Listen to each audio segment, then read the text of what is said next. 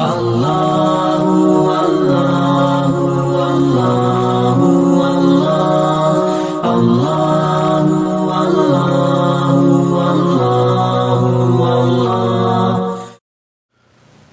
انی نہیت ان اعبد الذین تدعون من دون اللہ قل لا اتبع اہواءکم قد ضللت اذا وما انا من المہتدین۔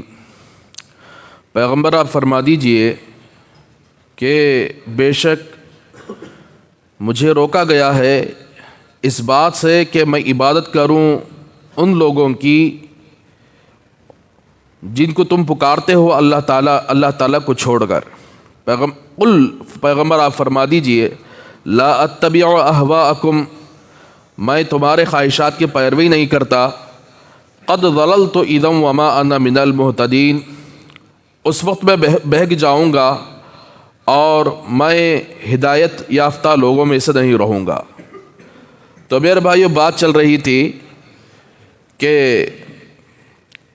یہ کفار مشرکین اتنی بڑی ضدی قوم ہے، جس طریقے سے ان کو سمجھاؤ، جس طریقے سے ان کو دلائل کے روشنی میں ان کو کہو، لیکن وہ اپنی بات ماننے کے لیے تیار نہیں تھے۔ اور اللہ کے رسول صلی اللہ علیہ وسلم کے پاس طرح طرح کے سوالات کھڑے کیے، اور اللہ کے رسول صلی اللہ علیہ وسلم کی طرف سے اللہ نے قرآن مجید کے ذریعے سے جواب دیتے رہے۔ جیسا کہ آپ سن چکے ہیں کہ جتنے قبیلے کفار مکہ کے تھے، مشرکین مکہ کے تھے، وہ سارے قبیلے بڑے بڑے لوگ، قبیلوں کے بڑے بڑے لوگ اور بہت سارے لوگ اللہ کے رسول صلی اللہ علیہ وسلم کے پاس آئے تھے، اور آ کر انہوں نے کہا کہ دیکھو، تمہار سے سب سے زیادہ چڑ مجھے ہمیں اس بات سے ہے کہ تم لا الہ الا اللہ جب کہتے ہو تو یہ لا الہ الا اللہ سے بھی چڑ ہے، اس لیے کہ جب سے تم نے یہ کلمہ بلند کیا ہے اس وقت سے لے کر آج تک ہمارے گھروں کے اندر لڑائی جھگڑے اور فسادات شروع ہو چکے ہیں، بھائی بھائی میں فساد ہو چکا ہے، تو تمہارے اس چھوٹے سے کلمے کی وجہ سے ہمارے گھروں کے اندر اس طرح کے فسادات شروع ہو گئے ہیں۔ تو اس طرح انہوں نے سب سے پہلے مطالبہ یہ رکھا ہے۔ تو میرے بھائیو، ہر انسان کی اصلاح ہو سکتی ہے، لیکن ضدی آدمی کی اصلاح نہیں ہو سکتی۔ ہٹ درمی جس کے پاس ہوتی ہے، ضد جس کے پاس ہوتا ہے، حق بات تسلیم کرنے کی، حق بات کو ماننے کی صلاحیت جس کے پاس ہوتی ہے، اس کی تو اصلاح ہو سکتی ہے۔ جس کے پاس حق بات کو ماننے کی صلاحیت نہ ہو، ضد ہٹ درمی ہو، تو اس کو چاہے ہزار دلائل پیش کر دے، چاہے اسے پورا قرآن بتا دے، تو وہ ہرگز ماننے کے لیے تیار نہیں ہوتا۔ جیسا کہ ہمارے یہاں بھی آ کر ایسے لوگ بھی پائے جاتے ہیں، رات بھر کل پتہ نہیں ہمارے محلے کے اندر کتنے لوگوں کو نیند آئی، کتنے لوگوں کو آ کر کیا تکلیف ہوئی ہے۔ اتنی بے حیا اور بے ضدی قوم ہے یہ کہ جتنا بھی بولو کہ بھائی اس ایصال ثواب پہنچانے کے کتنے طریقے ہیں، کیا ایصال ثواب پہنچانے کا طریقہ کیا ہے، قرآن نے کیا بتایا ہے، رسول اللہ صلی اللہ علیہ وسلم کی احادیث کیا ہیں۔ رات بھر وہ مائک رکھ کو پورا محلہ برباد کر دیے۔ کتنے بوڑھے لوگ ایسے ہوتے ہیں جن کی نیندیں خراب ہو گئی ہیں، جو بیچارے گولیاں کھا کر سوتے ہیں، ان کی نیندیں خراب، انہوں پڑھتے سے وہ بھی عورت کی آواز تو باہر آنے کی اجازت نہیں ہے، ان عورتوں کو بلا کو مائک رکھو، پورے محلے کے اندر کوئی پوچھنے والا نہیں، سارے محلے والے خاموش، سارے محلے والے مجرم ہوں گے۔ جب ظالموں کے خلاف آواز نہیں اٹھائیں گے تو پھر وہی مجرم ہوں گے۔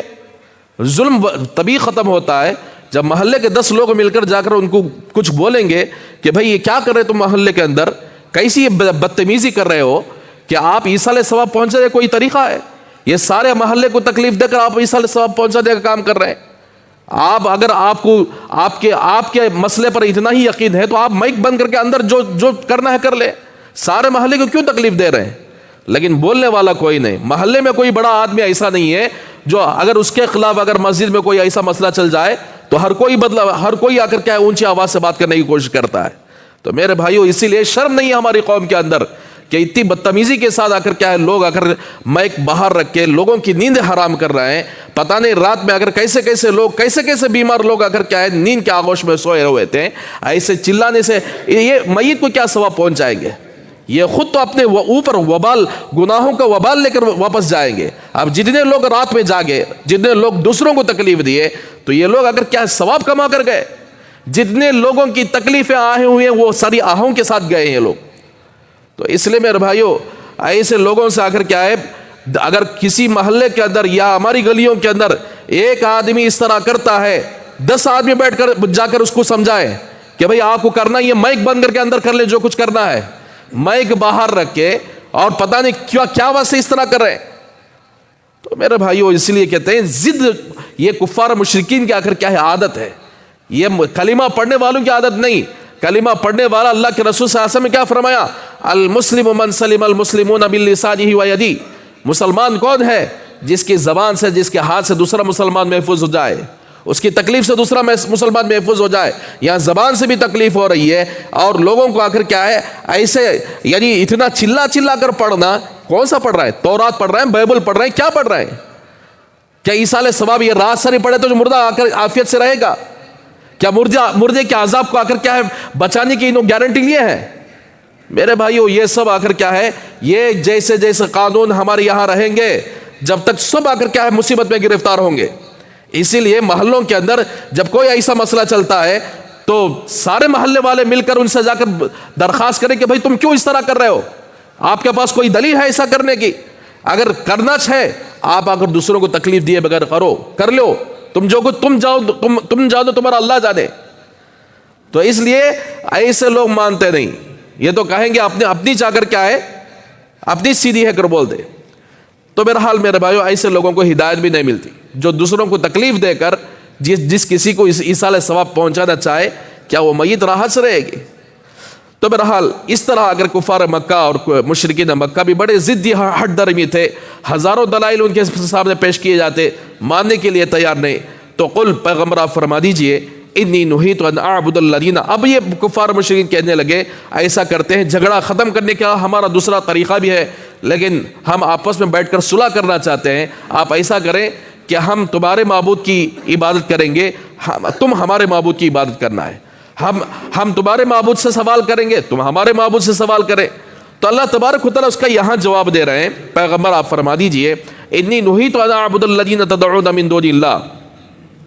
بے شک مجھے روکا گیا ہے کہ ان اعبد الذین، کہ میں عبادت کروں ان لوگوں کی، تدعون من دون اللہ، جو اللہ کو چھوڑ کر دوسروں کو پکارتے ہو. اللہ نے مجھے روکا گیا ہے. پیغمبر آپ فرما دیجئے لا اتبع اہواءکم، میں تمہارے خواہشات کی پیروی نہیں کرتا.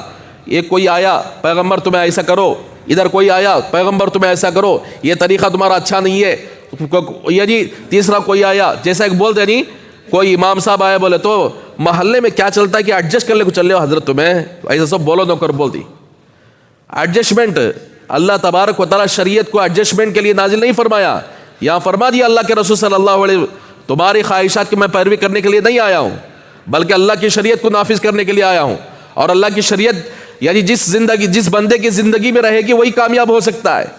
تو اس لیے ایڈجسٹمنٹ شریعت کے اندر نہیں ہے، قرآن مجید کے اندر نہیں ہے، اور اسی طرح حدیث پاک کے اندر آ کر کیا ہے، ایڈجسٹمنٹ نہیں ہے. تو اسی لیے منہ توڑ جواب دے دیا اللہ کے رسول صلی اللہ علیہ وسلم نے کہ میں تمہارے خواہشات کی پیروی کرنے کے لیے نہیں آیا ہوں. اگر میں تمہارے خواہشات کی پیروی کر لوں بھی، قد ضللت اذا وما انا من المهتدین، تو اس وقت آ کر کیا میں بہک جاؤں گا.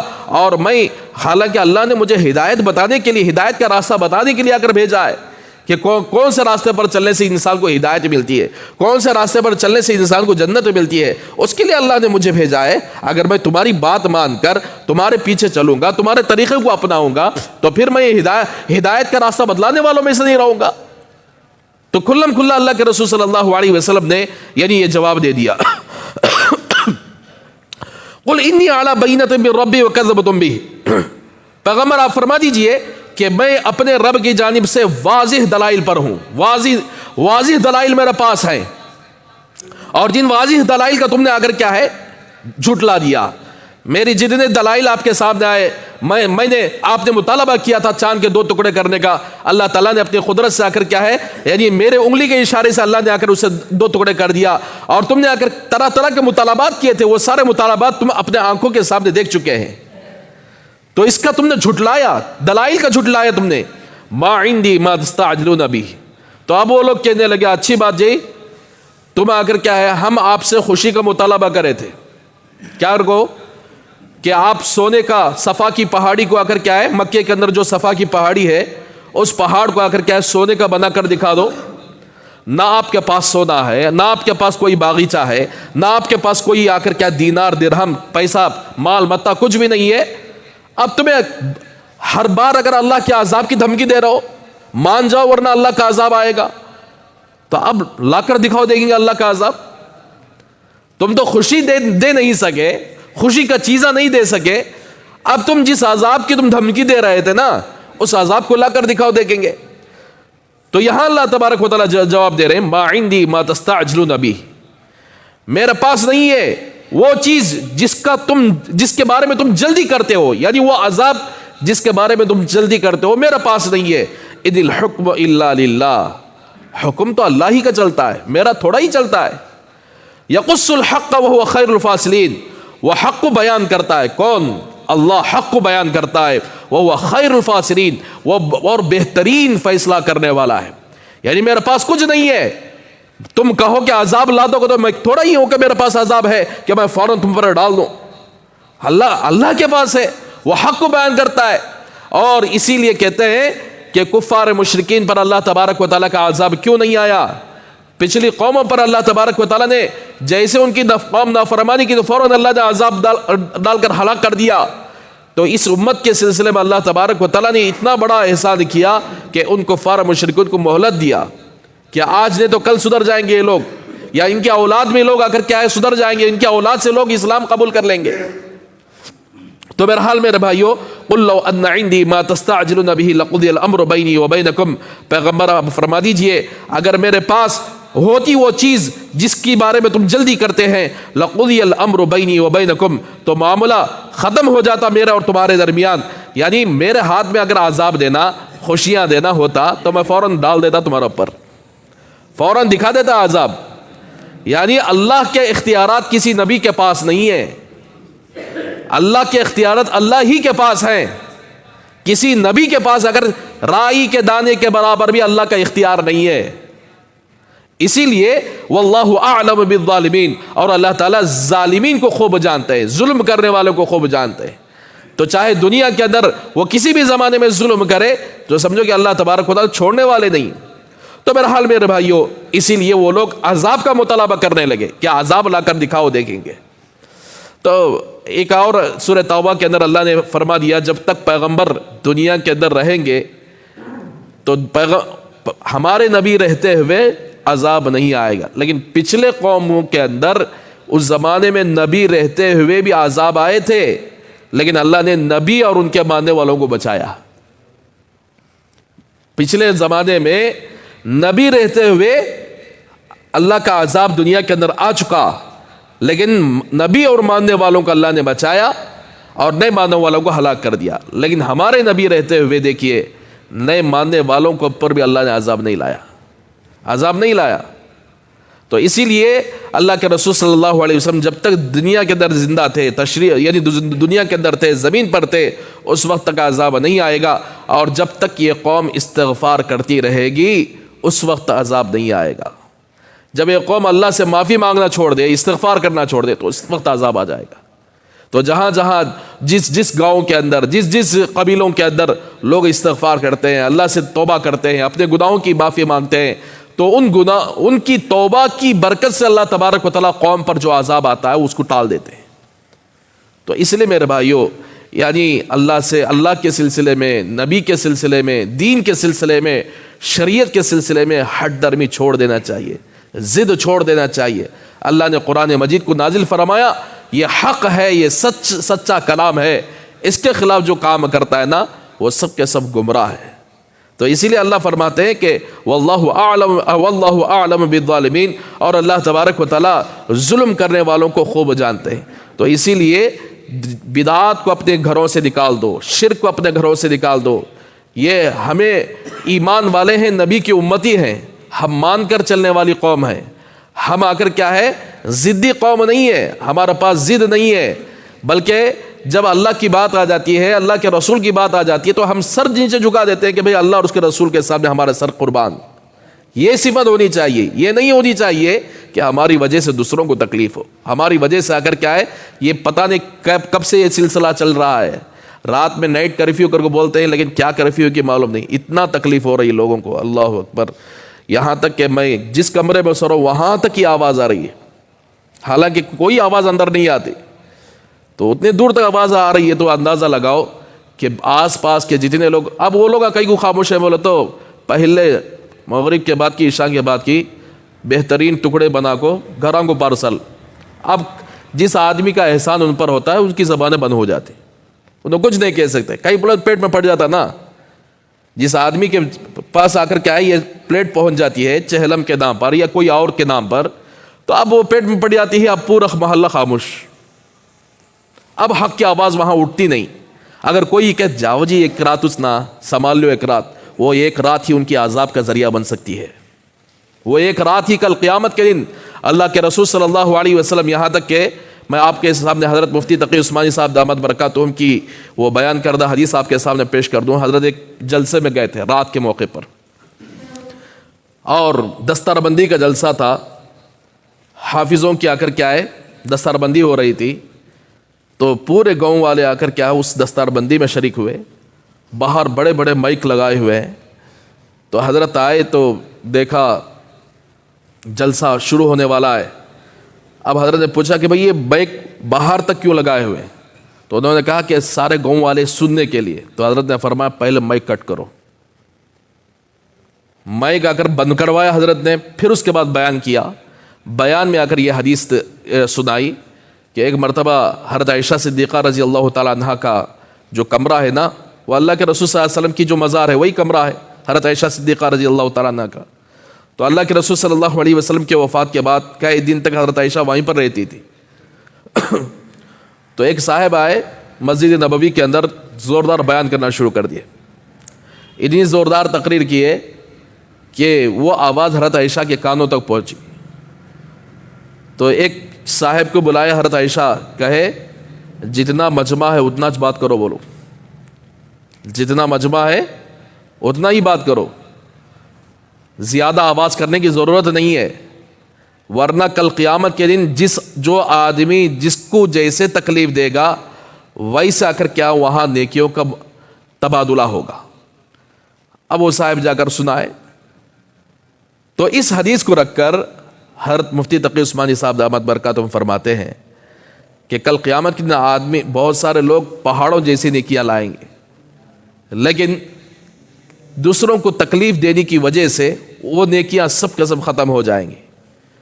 اب یہ اگرچہ کہ آپ جلسہ کر رہے ہیں کس کا, حافظوں کی دستار بندی کا جلسہ کر رہے ہیں, قرآن کی ایک عظیم چیز کا جلسہ کر رہے ہیں, لیکن اس جلسے کو آڑ بنا کر دوسروں کو تکلیف دینا جائز نہیں ہے, حرام ہے. کہ تم اس جلسے کو آڑ بنا رہے ہو, مائک دوسروں کو سامنے رکھ رہے ہو, جبکہ آپ کے جلسے کو سننے والے نہیں ہوتے ہیں اور آپ کی بات کو سننے والے نہیں ہوتے ہیں. تو ایسی صورت میں جو لوگ سونے والے ہوتے ہیں ان کو تکلیف ہو سکتی ہے. تو حضرت نے اس کو بیس بنا کر, اس کو بنیاد بنا کر یعنی یہ بات کہی ہے کہ اگر کل قیامت کے دن اگر یہ لوگ صحیح بھی ہوں, اگر یہ لوگ آ کر کیا ہے اپنے گمان کے موافق صحیح بھی ہوں, تو کل قیامت کے دن جتنے لوگوں کو یہاں تکلیف ہوئی ہے وہ سارے لوگوں کے کھاتے میں یہ لوگ نیکیاں ڈالیں گے, اپنی کی ہوئی نیکیاں ڈالیں گے. تو اتنا بڑا خطرناک گناہ ہے. اب جامعہ مسجد میں مائک ہوتا ہے, وہ بھی باہر کیا یہ کیا واسطے رکھتے معلوم نہیں, نمازوں کے ٹائم بھی مائک, بیانہ کرتے اس ٹائم بھی مائک, پتہ نہیں ہارٹ پیشنٹ ہوتے ہیں, بوڑھے لوگ ہوتے ہیں, ان کا لحاظ ہی نہیں ہوتا. تو اس لیے میرے بھائیو جہاں تک ہو سکے دین کا کام کرنا ہے, لیکن دین کا کام کی آڑ میں لوگوں کو تکلیف دے کر دین کا کام نہیں ہے. جہاں تک ہو سکے مسلمانوں کا کام یہ ہوتا ہے کہ لوگوں کو تکلیف سے بچائے. پھر ہمارے اور وہ کافروں کے درمیان کیا فرق رہا بھائی, وہ کافر بھی رات بھر ان کی عیدوں کے اندر بھجن بجاتے رہتے ہیں, تو ان کے ہمارے درمیان کیا فرق رہا, وہ بھی تکلیف دے رہے ہیں, ہمیں بھی تکلیف دے رہے ہیں. اللہ سے دعا کریں گے اللہ ہم سب کو ان باتوں پر عمل کرنے کی توفیق عطا.